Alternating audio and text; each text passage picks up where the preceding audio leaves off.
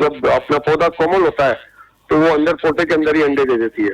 अच्छा। और अंडों से अंदर ही लटें निकलती है और वो लटें अंदर ही अंदर उसको पौधे को खाती है। वहीं वो अपना एक्सक्रीटा जो अपना मलमूत्र त्यागती है, मल त्यागती है, तो पौधे में सड़न टाइप का हो जाता है। अगर उस पौधे को अपन तोड़ करके या खेत करके देखेंगे तो वो सीधा से निकल के आ जाता है। और उसको खोल करके देखेंगे पत्तियों को तो कई बार उसके अंदर से हमको उसकी जो लार्वा है, लटें हैं, वो भी दिखाई देती है, कैटरपिलर भी दिखाई देते हैं।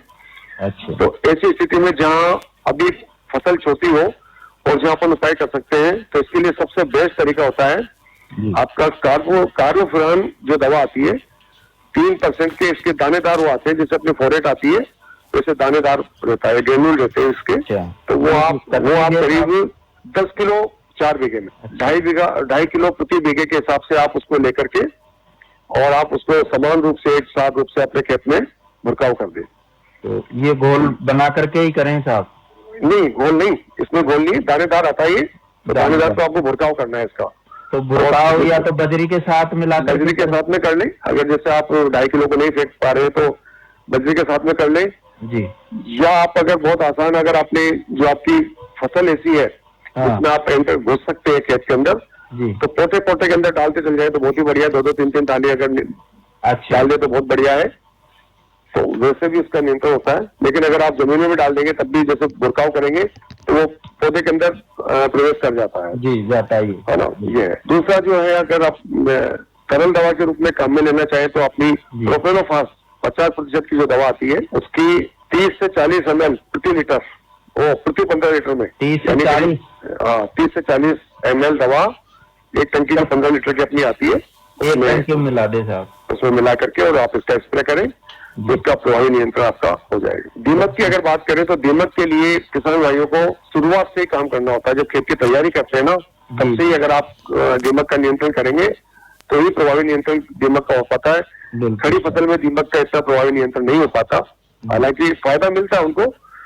तो आप शुरू से ही ये काम करें, चाहे वो गेहूं की फसल हो, चाहे आपकी चने की फसल हो, चाहे आपकी बाजरे की फसल हो, सब में एक रूप आप लगातार कंटिन्यूस प्रोसेस करेंगे तब दीमक का नियंत्रण होता है। उसके लिए आप जैसे खेत की तैयारी करेंगे, खेत की तैयारी के समय पे आपके आसपास दीमक के जो भाभी वगैरह है उसको आप बिल्कुल हाथ जोड़ करके वो कर दें। उसके बाद में आपकी तो फोरेट 10G के नाम से या 10% गेहूं जो आते हैं अपने दानेदारी आती है जी जी, उसकी 25 किलो प्रति हेक्टर उसको खेत में अच्छे से मिलाएं आप खेत की तैयारी के टाइम पे।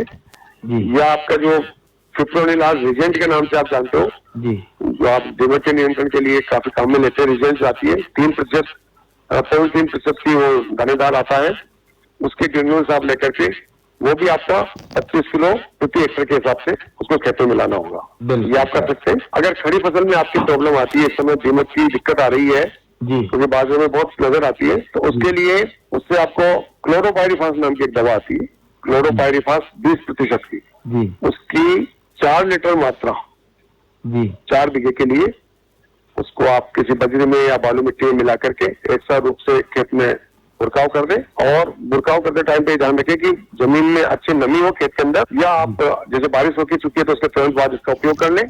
तो निश्चित रूप से ये दोनों का, इसके साथ में जैसे क्लोरोपाइरिफास हम काम में लेंगे तो अगर सफेद लट का भी कहीं प्रकोप है खेतों में तो उसका भी साथ के साथ नियंत्रण हो जाएगा। बिल्कुल साहब, तो इस तरीके से दोनों चीजों का प्रबंधन कर सकते हैं।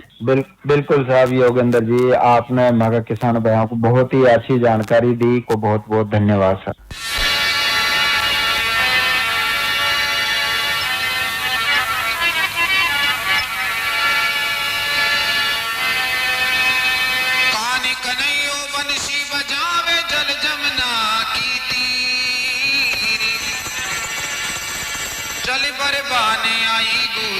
पकड़ो जसमी चीरी,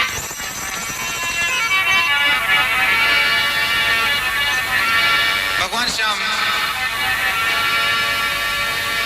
राधा जी जल भरवा जाओ और मटकी फोड़ देवे तो कहीं के कभी लोग अरे कन्हैया मारो राधा से अड़ जावे मारो चूड़ लो हाथा को जड़